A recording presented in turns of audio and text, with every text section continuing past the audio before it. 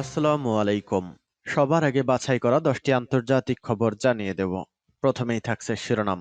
তবে তার আগে অনুরোধ থাকবে ভিডিওটিতে একটি লাইক দিবেন।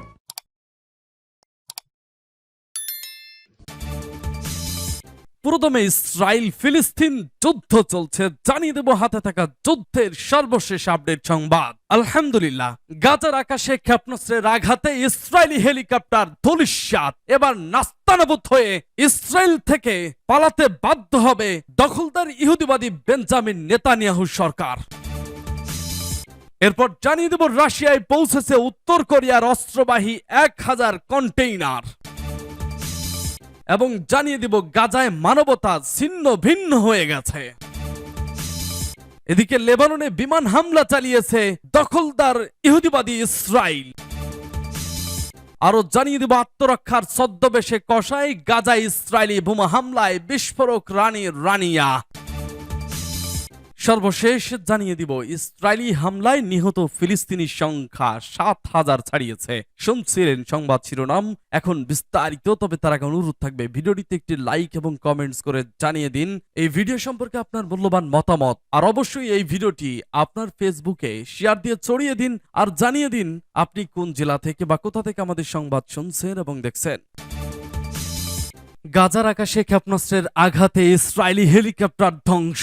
গাজার আল বুরেইস শরণার্থী শিবিরের পূর্ব অংশের আকাশে ইসরায়েলের একটি হেলিকপ্টার ধ্বংস করেছে হামাসের আল কাসাম ব্রিগেড। তারা বলেছে বিমান প্রতিরক্ষা ব্যবস্থার সাহায্যে ইসরায়েলি হেলিকপ্টারটি ধ্বংস করা হয়েছে। এটি ধ্বংস করতে সাম 7 ক্ষেপণাস্ত্র ব্যবহার করা হয়েছে। গত 7 অক্টোবর ইসরায়েলের বিরুদ্ধে বিস্ময়কর আল আকসা তুফান অভিযান চালায় ফিলিস্তিনের প্রতিরোধ যোদ্ধারা।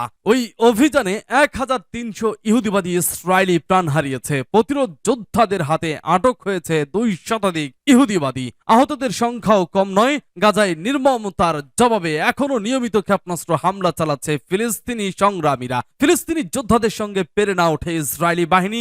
এখন গাজা ও পশ্চিম তীরের নিরস্ত্র অসহায় মানুষদের ওপর প্রতিশোধ নিচ্ছে। আকাশ থেকে বোমা ফেলে হাসপাতাল, শরণার্থী শিবির, আশ্রয় কেন্দ্র মাটির সঙ্গে মিশিয়ে দিচ্ছে। ইহুদিবাদীরা কাপুরুষতার নতুন নজির সৃষ্টি করছে। সূত্র পার্টস টুডে। রাশিয়ায় পৌঁছেছে উত্তর কোরিয়ার অস্ত্রবাহী 1000 কন্টেইনার। ইউক্রেনের বিরুদ্ধে ব্যবহার করার জন্য উত্তর কোরিয়ার কাছে অস্ত্র চেয়েছিল রাশিয়া, আর সেই চাওয়া অনুযায়ী পারমাণবিক শক্তি সমৃদ্ধ দেশটি রাশিয়াকে অস্ত্র দিচ্ছে বলে জানিয়েছে যুক্তরাজ্যের প্রতিরক্ষা মন্ত্রণালয়ের গোয়েন্দারা। বৃহস্পতিবার একটি বিবৃতিতে ব্রিটিশ প্রতিরক্ষা মন্ত্রণালয় দাবি করেছে গত কয়েক সপ্তাহের উত্তর কোরিয়া থেকে রাশিয়ায় গেছে 1000-এর বেশি অস্ত্রবাহী কন্টেইনার। ব্রিটিশ গোয়েন্দারা আশঙ্কা করছেন যদি এ ধারা চলতে থাকে তাহলে রাশিয়ার অন্যতম বড় অস্ত্র সরবরাহকারী দেশে পরিণত হবে উত্তর কোরিয়া। এ ব্যাপারে যুক্তরাজ্যের প্রতিরক্ষা মন্ত্রণালয় বলেছে অস্ত্র সরবরাহের প্রস্তুত করছে উত্তর কোরিয়া। সেটি ধরে রাখতে পারলে তারা বেলারুশ ও ইরানের সঙ্গে রাশিয়ার অন্যতম গুরুত্বপূর্ণ অস্ত্র সরবরাহকারী দেশে পরিণত হবে। ব্রিটিশ গোয়েন্দারা জানিয়েছেন কি শর্তে উত্তর কোরিয়ার রাশিয়া অস্ত্র দিতে সম্মত হয়েছে সেটি নিশ্চিত নয়, তবে এক্ষেত্রে বেশ কয়েকটি দিক থাকতে পারে। হতে পারে রাশিয়া উত্তর কোরিয়াকে অর্থনৈতিক সহায়তার প্রতিশ্রুতি দিয়েছে, আবার হতে পারে মহাকাশ গবেষণায় তারা সহায়তার প্রতিশ্রুতি দিয়েছে। সূত্র দ্য গার্ডিয়ান। গাজায় মানবতা ছিন্ন ভিন্ন হয়ে গেছে। চোখের সামনে তিনি যে ধ্বংসযজ্ঞ দেখছেন সেটি তার চেহারা দেখে আন্দাজ করা যাচ্ছে না। ধ্বংসস্তূপ থেকে শিশুদের নির্জীব দেহ বের করে আনা, তাঁবুতে সাদা চাদরে মোড়ানো সারি সারি লাশ এবং বিমান হামলায় মাটির সাথে মিশে যাওয়া ইমারত। মাহমুদ বাদাভি তার চোখের সামনে মানবতা গুড়িয়ে যেতে, পুড়তে, ছিন্ন ভিন্ন হতে দেখেছেন। অনেক কঠিন পরিস্থিতি আসে একজন অ্যাম্বুলেন্স চালক হিসেবে। যা ঘটছে তার অনেক কিছুই দেখতে হয়। ছিন্ন ভিন্ন হয়ে যাওয়া হাত, মাথা, দেহ যাই হোক আমরা অভ্যস্ত, বলেন মাহমুদ বাদাভি। প্রত্যক্ষদর্শী মাহমুদ বাদাভির অ্যাম্বুলেন্স হত্যাযজ্ঞের এক এলাকা থেকে অন্য এলাকায় ছুটে চলে। গাজার এক সরু গলিতে মাহমুদ দাঁড়ালেন। বিমান হামলায় আহত 2 শিশুকে অ্যাম্বুলেন্সে তোলার জন্য এক ব্যক্তি তার কোলে কিছু একটা নিয়ে অ্যাম্বুলেন্সের দিকে এগিয়ে এলেন। তার কোলে মারাত্মকভাবে আহত এক বালক। মাহমুদের এক বন্ধু যিনি আহতদের উদ্ধার কার্যে নিযুক্তদের সাহায্য করেছেন তাকে চিৎকার করে ওই আহত আহত বালক সম্পর্কে আরো যত্নশীল হতে অনুরোধ করে বলেন, নাসির ওর মাথা চৌচির হয়ে গেছে। তারপরও মাহমুদ বিচলিত না হয়ে শান্ত ভাব বজায় রাখেন। এমনটা নয় যে এই পরিস্থিতি তাকে নাড়িয়ে দিয়ে যায় না, কিন্তু মাহমুদ যে কাজে ব্রতী তা সুষ্ঠুভাবে করার জন্য স্থির থাকাটা ভীষণ দরকার, যাতে তিনি আহতদের দিকে নজর দিতে পারেন, যাদের বাঁচানো সম্ভব। লেবাননে বিমান হামলা চালিয়েছে ইসরায়েল। অবরুদ্ধ গাজা উপত্যকার নিয়ন্ত্রণকারী গোষ্ঠী হামাসের সাথে তীব্র যুদ্ধের মাঝে উত্তরাঞ্চলীয় প্রতিবেশী লেবাননের সাথে তুমুল উত্তেজনা তৈরি হয়েছে ইসরায়েলের। ইসরায়েলি সামরিক বাহিনীর ওপর ইরান সমর্থিত লেবাননের সশস্ত্র গোষ্ঠী হিজবুল্লাহর ক্রমবর্ধমান হামলায় দেশটির সাথে যুদ্ধের নতুন ক্ষেত্র তৈরি হওয়ার সংখ্যা দেখা দিয়েছে। এর মাঝেই লেবাননের দক্ষিণাঞ্চলে বিমান ও ড্রোন হামলা চালিয়েছে ইসরায়েলের সামরিক বাহিনী। বৃহস্পতিবার লেবাননের রাষ্ট্রায়ত্ত সংবাদ মাধ্যমের খবরে ইসরায়েলি হামলার তথ্য নিশ্চিত করে বলা হয়েছে, দক্ষিণ লেবাননে বিমান ও ড্রোন হামলা চালিয়েছে ইসরায়েল। লেবাননের সরকারি সংবাদ সংস্থা ন্যাশনাল নিউজ এজেন্সি বলছে, ইসরায়েলি হামলায় কোনো হতাহতের ঘটনা ঘটেনি, তবে হামলার কারণে সীমান্তের আইতা আল শাব শহরের কাছে উন্মুক্ত স্থানে আগুন ধরে গেছে।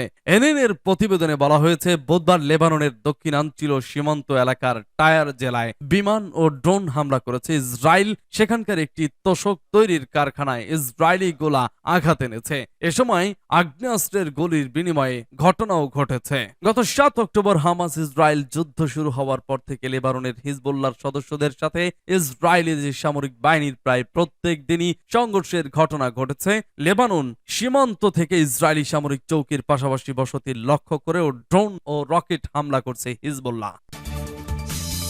আত্মরক্ষার ছদ্মবেশে কসাই গাজায় ইসরায়েলি বোমা হামলায় বিস্ফোরক রানিয়া। গাজায় নিরপরাধ শিশু বৃদ্ধা মহিলার শয়ে শয়ে প্রাণহানিতে ইসরায়েলকে তীব্র ভাষায় আক্রমণ করলেন জর্ডানের রাজা দ্বিতীয় আব্দুল্লাহর স্ত্রী রানিয়া।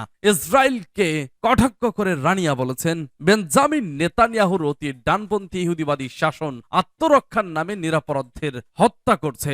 24 অক্টোবর রানিয়ার একটি সাক্ষাৎকার নেন এক বৈদ্যুতিন সংবাদ মাধ্যমের সাংবাদিক ক্রিশ্চিয়ান আমানপুর। সেই সাক্ষাৎকারে ইসরায়েলের বিরুদ্ধে দ্ব্যর্থহীন ভাষায় নেতানিয়াহুর সরকারকে আক্রমণ করেন রানিয়া বলেন, আত্মরক্ষার আড়ালে আমরা নৃশংসতাকে দেখতে পাচ্ছি। প্রতিটি দেশেরই নিজের প্রতিরক্ষার অধিকার রয়েছে, তবে যুদ্ধাপরাধের মাধ্যমে নয়, সবাইকে শান্তির মাধ্যমে নয়। রানিয়া তীব্রভাবে ইসরায়েলের বর্বরচিত নৃশংসতার বিরুদ্ধে ধিক্কার জানিয়ে প্রশ্ন করেন, 6000-এর বেশি নাগরিক নিহত, এর মধ্যে 2400 শুধুমাত্র শিশু। পরিবারগুলি নিশ্চিহ্ন হয়ে যাচ্ছে, এর নাম আত্মরক্ষা। ইসরায়েলি হামলায় নিহত ফিলিস্তিনির সংখ্যা 7000 ছাড়িয়েছে। অবরুদ্ধ গাজা উপত্যকায় ইসরায়েলের সামরিক বাহিনীর নির্বিচার হামলায় ফিলিস্তিনিদের প্রাণহানির সংখ্যা 7000 ছাড়িয়ে গেছে। বৃহস্পতিবার গাজা উপত্যকার ক্ষমতাসীন গোষ্ঠী হামাস নিয়ন্ত্রিত স্বাস্থ্য মন্ত্রণালয়ের এক বিবৃতিতে এই তথ্য জানানো হয়েছে। এতে বলা হয়েছে, গাজা ইসরায়েলি বিমান হামলায় নিহত ফিলিস্তিনিদের সংখ্যা 7028 জনে পৌঁছেছে। তাদের মধ্যে 2913 জন শিশু, 1709 জন নারী ও 397 জন বয়স্ক নাগরিক রয়েছেন। গত 20 দিন ধরে চলে আসা এই যুদ্ধে আহত হয়েছেন 17,000-এরও বেশি ফিলিস্তিনি। ইসরায়েলের হামলায় গাজায় একদিন সর্বোচ্চ 756 ফিলিস্তিনির প্রাণহানি ঘটে বুধবার। অন্যদিকে হামাসের হামলায় ইসরায়েলিদের প্রাণহানির সংখ্যা 1405 জনে পৌঁছেছে। নিহতদের মধ্যে ইসরায়েলের সামরিক বাহিনী 308 জন সৈন্য, 58 পুলিশ কর্মকর্তাও রয়েছেন।